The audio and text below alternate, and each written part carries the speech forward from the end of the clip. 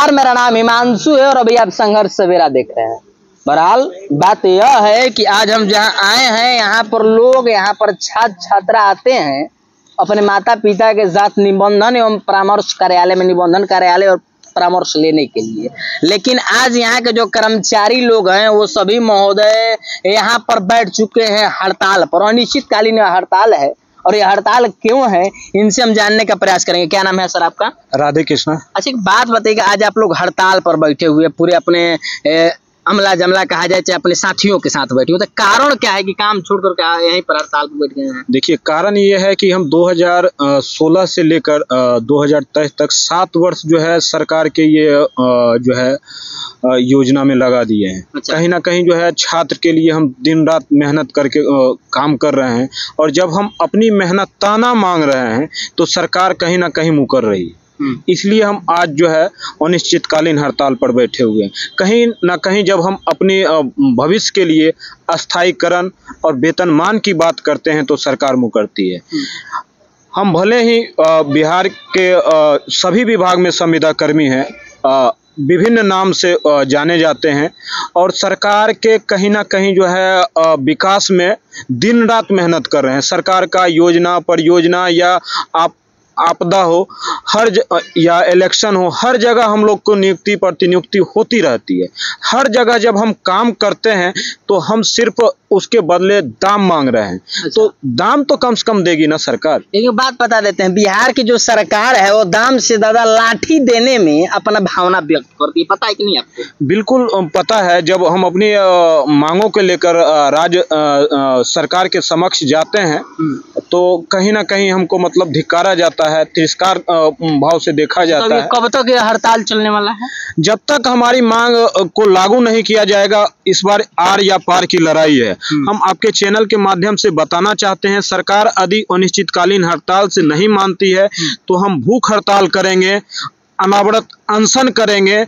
नहीं होगा तो अंत में हम लोग जो है आत्मदाह करेंगे, आर या पार। जब हमको पैसा नहीं मिलेगा, जब हमारी नौकरी की सिक्योरिटी ही नहीं रहेगी तो हम बच के क्या करेंगे? अच्छा, काम करने से क्या फायदा है, ऐसा इन कर्मचारियों का कहना है। बहरहाल क्या नाम है आपका? मंटन कुमारी। अच्छा, एक बात बताइए कि आप भी आज हड़ताल पर बैठी हुई हैं, हाथ में लिए हैं कि वेतन वृद्धि करना होगा, तो वेतन का जो वृद्धि है माननीय सरकार से आप लोग निवेदन कर रहे हैं, लगातार आप लोग हड़ताल पर रहते हैं, तो कभी कुछ सुनवाई होता है कि नहीं होता? कभी नहीं हुआ, अभी तक तो नहीं हुआ है। अच्छा, आगे अगर सरकार की इच्छा हो, अगर चाहिए तो हो जाएगा, नहीं तो हम लोग तो बैठे हुए हैं ही, हड़ताल पर रहिएगा। लेकिन इससे तो बच्चों को तकलीफ होता है जो काम कराने आया होगा। तो सरकार हमारी मांगे मान ले, हम कहाँ चाहते हैं कि बच्चे परेशान हो, कभी नहीं चाहेंगे।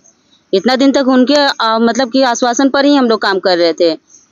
कहा गया था कि 3 महीने के अंदर ही हम कर देंगे, लेकिन कहीं नहीं किया गया, बस आश्वासन मिला है। तो कब तक हम लोग ये चीज देखते रहेंगे? कब तक हम लोग देखते चलेंगे? तो भाई बात यह है कि बिहार में वार्ड लोग जो है वो योजनाओं खातिर लड़ता है, शिक्षक लोग अपने वेतन में वृद्धि के लिए लड़ते हैं, लगातार कोई ना कोई यहाँ आंदोलन करता रहता है। बिहार शुरू से ही आंदोलन की भूमि रही है।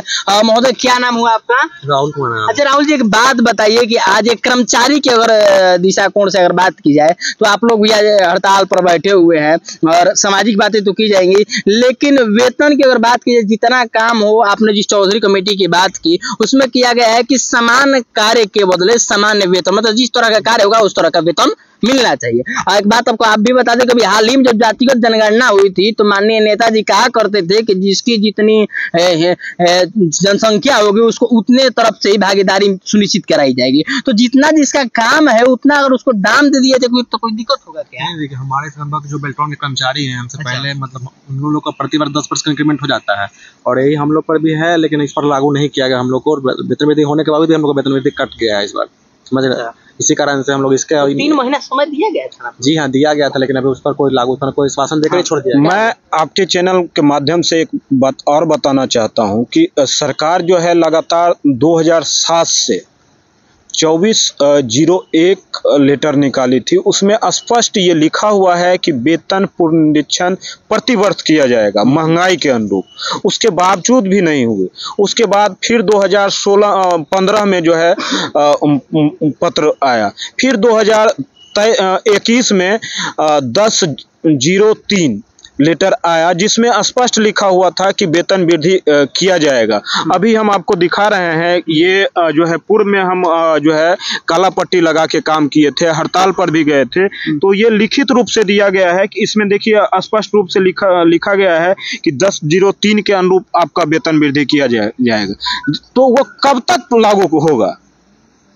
महंगाई जो है दिन प्रतिदिन आसमान छू रही है और हम लोग 21-22 हज़ार में 400 किलोमीटर 500 किलोमीटर से जो है आकर अन्य जिलों में काम कर रहे हैं, उसमें कैसे फैमिली चल पाएगी? आप ही बताइए, आपसे मैं पूछना चाहता हूँ, कैसे मेरा मतलब जो मेरे बाल बच्चे हैं, मेरा फैमिली है, बूढ़े घर में माँ बाप हैं, उसको अधिक अच्छे हॉस्पिटल में दिखवाने की ज़रूरत हो या अच्छे जगह पढ़ाने की ज़रूरत है, तो कैसे पढ़ पाएगी?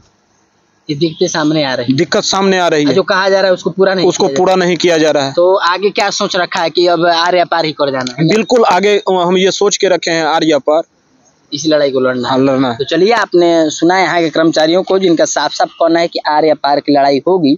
बहरहाल देखना यह होगा कि कब तक बच्चों का काम शुरू होगा और कब तक माननीय जो सरकार के कर्मचारी हैं, सरकार के जो अधिकारी हैं और सरकार में बैठे जो मुखिया जी लोग हैं, कब तक सुनवाई करते हैं और क्या होता है। बने रहेंगे खबरों के साथ, मिलते हैं अगली खबर के साथ। धन्यवाद।